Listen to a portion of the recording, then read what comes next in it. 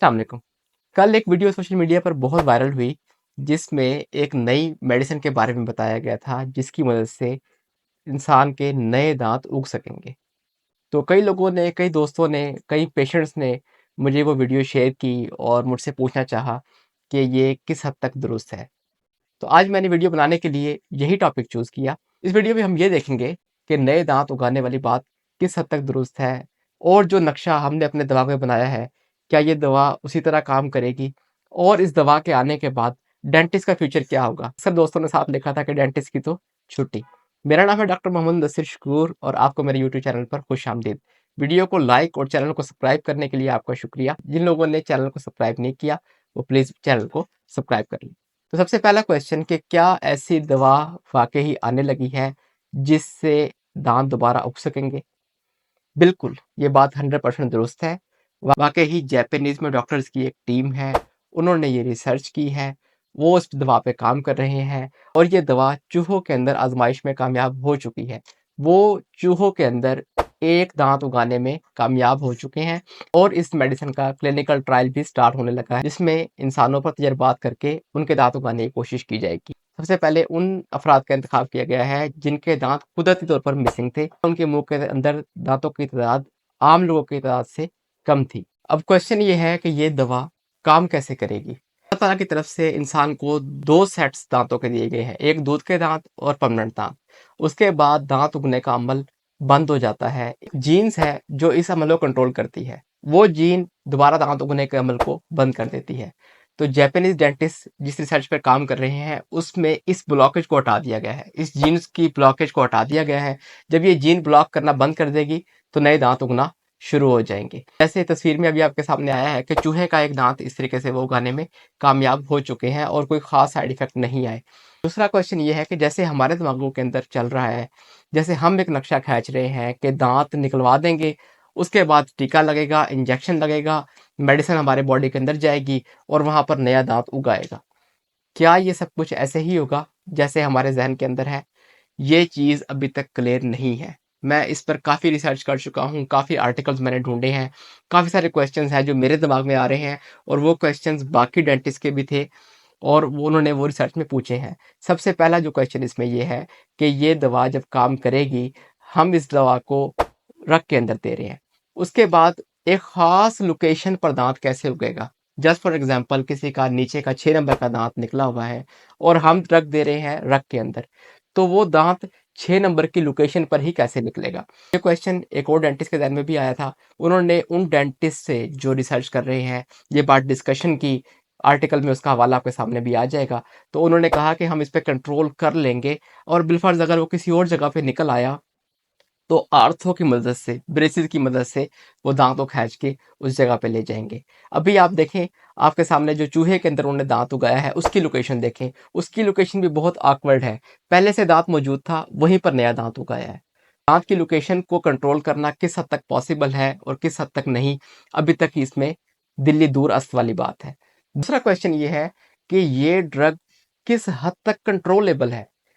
कहीं ऐसा तो नहीं कि इस ड्रग को लेने के बाद मुँह के अंदर दाँत ही दाँत हो जाएँ?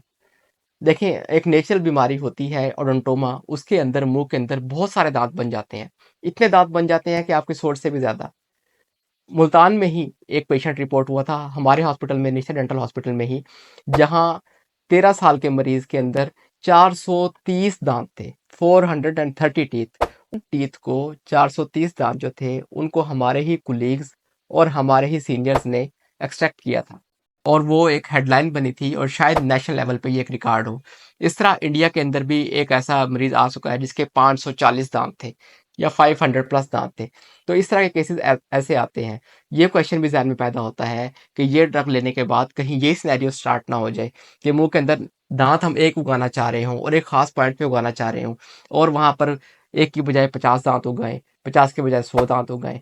तो ये भी पॉसिबिलिटी उसमें है, इसके बारे में भी अभी तक कोई क्लैरिटी नहीं है।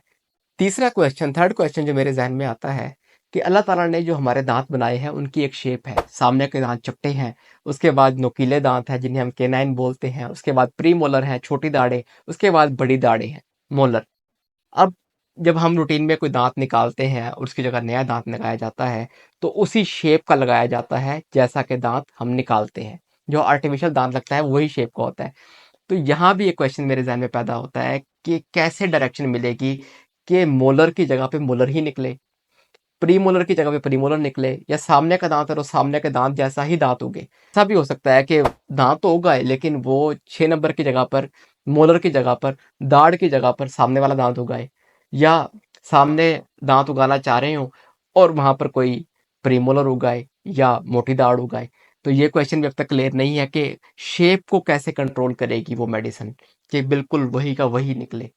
तो बहुत सारे क्वेश्चन इस तरह और भी हैं, लेकिन बहरहाल ये एक बहुत अच्छी रिसर्च है। इस रिसर्च को हमें वेलकम ही करना चाहिए। बेशक अभी बहुत सारे क्वेश्चंस हैं, और जैसे मुझे लग रहा है कि जैसे वीडियो में बताया जा रहा है, जैसे क्लेम किया जा रहा है कि अगले 5-6 साल के अंदर ही ये अवेलेबल हो जाएगी, मुझे नहीं लगता कि ये इतनी जल्दी पॉसिबल हो सकेगा। लेकिन रिसर्च को वेलकम करना चाहिए। ये बारिश का पहला कतरा है, इसके बाद मज़ीद रिसर्च होगी, और जो हम चाह रहे हैं, जैसा नक्शा हमारे दिमाग में खिंचा हुआ है कि जहाँ दाँत निकलेगा वहीं दाँत उगाया करेगा, यकीनन पॉसिबल हो जाएगा। इंसान सदियों से कोशिश कर रहा था कि वो उड़ सके। सदियाँ उसने गुज़ार दी इस ख्वाहिश के अंदर। 1903 में पहली दफ़ा राइट ब्रदरान ने जहाज़ उड़ा के दिखा दिया। एक दफ़ा जब वो असूल समझ आ गया, एक दफ़ा जब वो रिसर्च हो गई, एक दफ़ा जब वो बेसिक मामला तय हो गया, तो उसके बाद इंसान ने 66 साल के अंदर 1969 में चाँद पे कदम रख दिया। चाँद पे जा बैठा। क्यों?